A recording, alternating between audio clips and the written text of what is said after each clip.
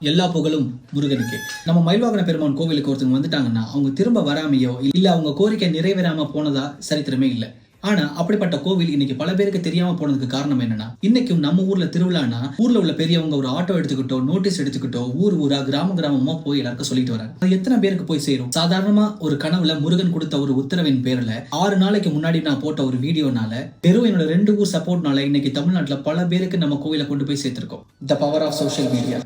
ஒரு கோவில் இந்த காலகட்டத்துல இந்த சூழ்நிலையில இப்படித்தான் வெளியே வரணும்னு இருக்கு. ஒரு சக்தி வாய்ந்த முருகன் கோவில் இருக்கு. அந்த கோவில திருவிழா மிக விமர்சனமா நடக்கும்னு இந்த உலகத்துக்கு எடுத்துட்டு போகும். நம்ம மயில்வாகன பெருமானோட பத்திரிக்கை எல்லாரும் கைக்கு போய் சேரும். முடிஞ்ச அளவுக்கு இந்த வீடியோவை ஷேர் பண்ணுங்க. 1ஆம் தேதி ராமநாதபுரம் மாவட்டத்தில் உள்ள சங்கந்தியான் வலசை கிராமத்துல மயில்வாகன பெருமான் கோவில் தைப்பூச திருவிழா மிக பிரம்மாண்டமா நடக்க போகுது. அதுக்கு சங்கந்தியூர் கிராம பொதுமக்கள் மற்றும் வீரவேல் வலசை கிராம பொதுமக்கள் சார்பாக உங்களை அன்புடன் அழைக்கிறோம். மயில்வாகன பெருமான் புகழ் உலகெங்கும் பரவட்டும்.